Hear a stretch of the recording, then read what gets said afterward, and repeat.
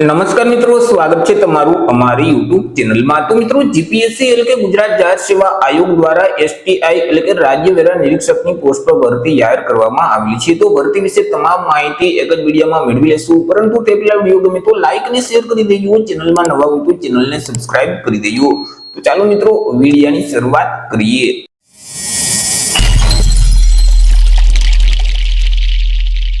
તો મિત્રો, આજે ભરતીની જાહેરાત છે તે જીપીએસસી એટલે કે ગુજરાત જાહેર સેવા આયોગ દ્વારા બહાર પાડવામાં આવેલી છે। ગુજરાત જાહેર સેવા આયોગ દ્વારા રાજ્ય વેરા નિરીક્ષક વર્ગ 3 ની નાણાં વિભાગમાં જે જગ્યાઓ ખાલી છે તો તે જગ્યાઓ સીધી ભરતીથી ભરવા માટે લાયકાત ધરાવતા ઉમેદવાર પાસેથી અરજીઓ મંગાવવામાં આવેલી છે।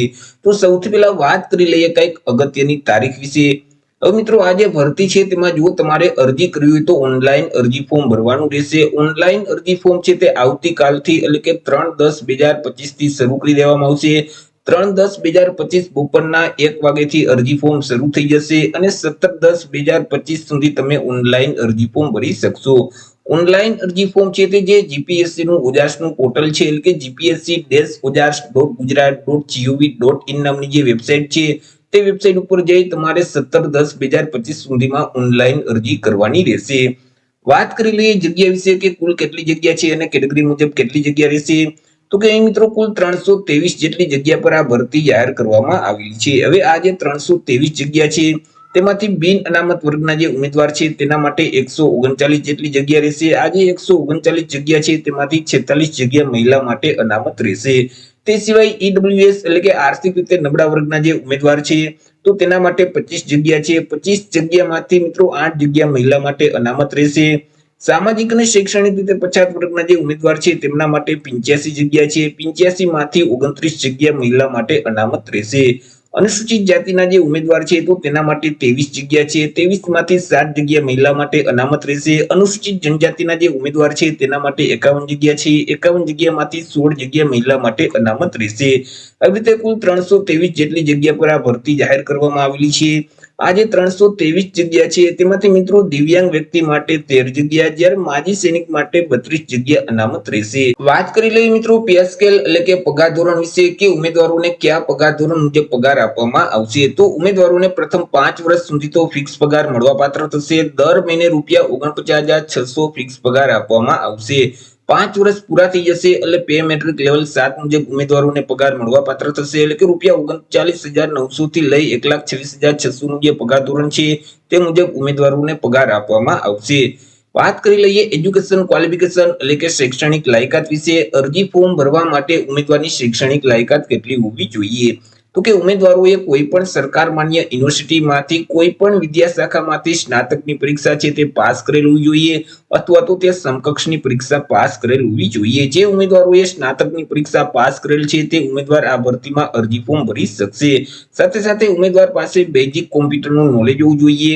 ઉમેદવાર છે તે ગુજરાતી ભાષા અથવા તો હિન્દી ભાષા અથવા તો બંને ભાષાના જાણકાર હોવા જોઈએ। વાત કરી લઈએ એજ લિમિટ એટલે કે વય મર્યાદા વિશે। અરજી ફોર્મ ભરવા માટે ઉમેદવારની ઉંમર કેટલી હોવી જોઈએ। તો કે ઉમેદવારોએ અરજી ફોર્મ ભરવાની જે છેલ્લી તારીખ છે 17/10/2025 તે તારીખને ધ્યાનમાં રાખી ઉમેદવારે પોતાની ઉંમરની ગણતરી કરવાની રહેશે। 17/10/2025 ના રોજ ઉમેદવારની ઉંમર છે તે ઓછામાં ઓછી 20 વર્ષ અને વધુમાં વધુ 35 વર્ષની હોવી જોઈએ। પરંતુ અહીં જે અનામત વર્ગના ઉમેદવાર છે તો તેઓને સરકારશ્રીના નિયમ અનુસાર છૂટછાટ મળવા પાત્ર થશે। જેમ કે અહીં અનામત વર્ગના જે તમામ ઉમેદવાર છે તો તેઓને 5 વર્ષની ઉંમરમાં છૂટછાટ આપવામાં આવશે। સામાન્ય વર્ગની જે મહિલા ઉમેદવાર છે તો તેઓને પણ 5 વર્ષની ઉંમરમાં છૂટછાટ આપવામાં આવશે। માજી સૈનિક છે તો તેઓએ જે સંરક્ષણ સેવા બજાવેલ છે તે ઉપરાંત 3 વર્ષની ઉંમરમાં છૂટછાટ મળવા પાત્ર થશે। દિવ્યાંગ ઉમેદવાર છે તો તેઓને ઉંમરમાં 10 વર્ષની છૂટછાટ મળવા પાત્ર થશે। તે સિવાય બાકી જે તમામ ઉમેદવાર છે તો તેમની ઉંમર 17/10/2025 ને ધ્યાનમાં રાખી ઓછામાં ઓછી 20 વર્ષ અને વધુમાં વધુ 35 વર્ષની હોવી જોઈએ। પરંતુ અહીં કોઈ પણ સંજોગોમાં ઉમેદવારની ઉંમર છે તે 45 વર્ષ કરતા વધવી ન જોઈએ। જો ઉમેદવારની ઉંમર 45 વર્ષ કરતા વધી જતી હશે તો તેવા સંજોગોમાં તેઓને ઉંમરમાં છૂટછાટ મળવા પાત્ર થતી નથી। વાત કરી લઈએ મિત્રો અરજી ફી વિશે કે કયા ઉમેદવારોએ કેટલી અરજી ફી ભરવાની રહેશે। તો અહીં જે બિન અનામત વર્ગના તમામ જે ઉમેદવાર છે પુરુષ અને મહિલા ઉમેદવાર તો તેઓએ અરજી ફી ભરવાની રહેશે। અરજી ફી મિત્રો તમે ઓનલાઈન અને ઓફલાઈન બંને રીતે ભરી શકો છો। એ મિત્રો ₹100 અરજી ફી તમારે ભરવાની રહેશે। જો તમારે ઓફલાઈન અરજી ફી ભરવી હોય તો પોસ્ટ ઓફિસના માધ્યમથી અરજી ફી ભરવાની રહેશે।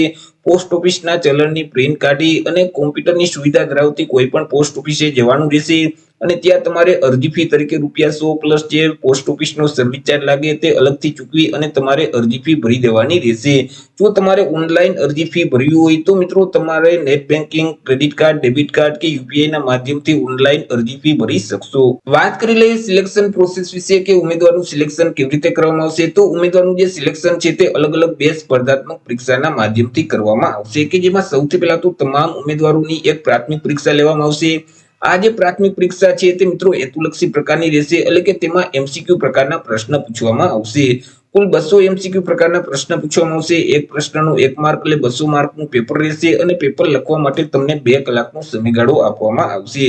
ત્યાર પછી મિત્રો જે વિદ્યાર્થી પ્રાથમિક પરીક્ષામાં પાસ થઈ જશે એટલે તેનું એક મેરિટ લિસ્ટ બનાવવામાં આવશે અને મેરિટના આધારે વિદ્યાર્થીઓને મુખ્ય લેખિત પરીક્ષા માટે બોલાવવામાં આવશે. મિત્રો જે મુખ્ય લેખિત પરીક્ષા છે તે વર્ણનાત્મક પ્રકારની રહેશે. તેમાં તમારે અલગ અલગ 4 પેપર આપવાના રહેશે કે જેમાં ગુજરાતી ભાષા, અંગ્રેજી ભાષા, સામાન્ય અભ્યાસ 1 અને સામાન્ય અભ્યાસ 2 નું પેપર તમારે આપવાનું રહેશે. તમામ પેપર છે તે 100 માર્કના રહેશે અને તમામ માટે તમને 3-3 કલાકનો સમયગાળો આપવામાં આવશે. મિત્રો અહીં જે વિગતવાર અભ્યાસક્રમ છે તે જીપીએસસી ટૂંક સમયમાં જ જાહેર કરશે. જ્યારે મિત્રો જીપીએસસી દ્વારા અભ્યાસક્રમ જાહેર કરવામાં આવશે એટલે આપણે ફરીથી એક સિલેબસનો વિડીયો અપલોડ કરી દેશું. તો એ રીતે મિત્રો ગુજરાત જાહેર સેવા આયોગ એટલે કે જીપીએસસી દ્વારા રાજ્ય વેરા નિરીક્ષકની પોસ્ટ પર ભરતી જાહેર કરવામાં આવેલી છે. તો આશા રાખું છું વિડીયો પસંદ પડ્યો હશે. વિડીયો પસંદ પડ્યો તો લાઈક અને શેર કરી દેજો. ચેનલમાં નવા હોય તો ચેનલને સબસ્ક્રાઇબ કરી દેજો. ફરી મળીશું એક નવા ટોપિક સાથે એક નવા વિડીયોમાં. ત્યાર સુધી જય હિન્દ, વંદે માતરમ.